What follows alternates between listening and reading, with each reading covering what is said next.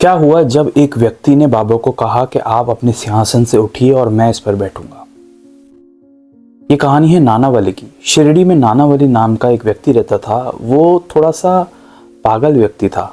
पागल in the sense में कहूँ तो बहुत सारे लोग डरते थे उसके करीब जाने के, क्योंकि वो मनमौजी व्यक्ति था। वो कुछ भी कर सकता था। वो किसी को भी पीट सकता था, वो किसी को भी धक्का दे सकता था और कुछ भी कर सकता था। तो इसलिए जो तमाम जो लोग हैं वो दूर रहते थे और डरते भी थे, मैं अगर कुछ हद तक कहूँ तो। एक बार क्या हुआ, नानावली जो है वो बाबा के द्वारकामाई में ही रहता था और बाबा का बहुत सम्मान करता था।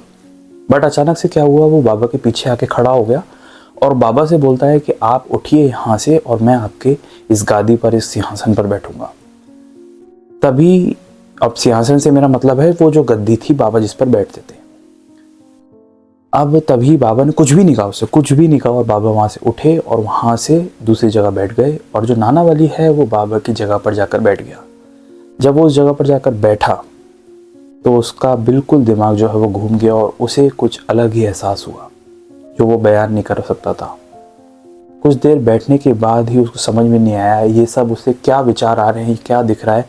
और इसी के चलते वो वहाँ से उठा और बाबा को हाथ पकड़ के दोबारा उस जगह पर बैठा दिया और बाबा के चरणों में गिर गया और बाबा से क्षमा मांगी कि मैंने ऐसा किया।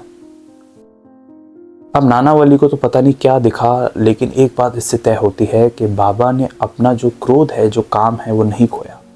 बाबा चाहते तो उसको हटा सकते थे, भगा सकते थे, लेकिन बाबा ने ऐसा कुछ भी नहीं किया और बहुत आराम से बाबा ने कहा कि चल तू बैठ जा। लेकिन उसको अपनी खुद गलती का एहसास समझ में आया कि जो वो स्थान है वो इतना आसान नहीं है बैठना या वहाँ पर बैठना, क्योंकि वो जो स्थान है जहाँ से आप तमाम दुनिया के अलग अलग व्यक्तियों पर नज़र रख रहे हो, उस स्थान पर बैठकर बाबा जब दुनिया पे नज़र रखते हैं तो आपके बस की बात नहीं है वो। जैसे कि एक अगर 9 वाट या 10 वाट के बल्ब में अगर हम करोड़ों वाट की बिजली दे दें तो उस बल्ब का क्या हाल होगा, वो फट जाएगा। ठीक वैसे ही उस व्यक्ति के साथ, नानावली के साथ उस वक्त हुआ था जब वो एक बहुत भारी ऊर्जा का अनुभव कर रहा होगा। बाबा से उसने क्षमा मांगी और बाबा को बैठा दिया।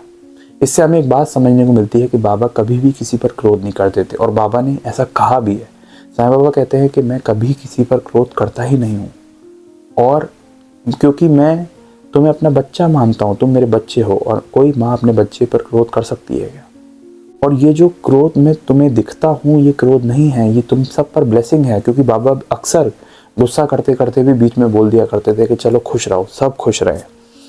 ठीक वैसा ही होता था हर बार। तो बाबा कभी ना गुस्सा होते हैं ना किसी से क्रोध करते हैं, और बाबा खुद ये एक्सेप्ट करते हैं कि तुम तो मेरे बच्चे हो और अपनी माँ जो होती है वो बच्चों से कैसे गुस्सा हो सकती है। और ऐसी कई सारी कहानियाँ हमें बाबा से जुड़ी हुई जानने को मिलती है, जिसमें बाबा ने बहुत सारा जो गाइडेंस है वो अपने भक्तों को दी है। और ऐसी ढेर सारी वीडियोस इस चैनल पर अपलोडेड हैं जो आपको कुछ ना कुछ ज़रूर सिखा कर जाएगी।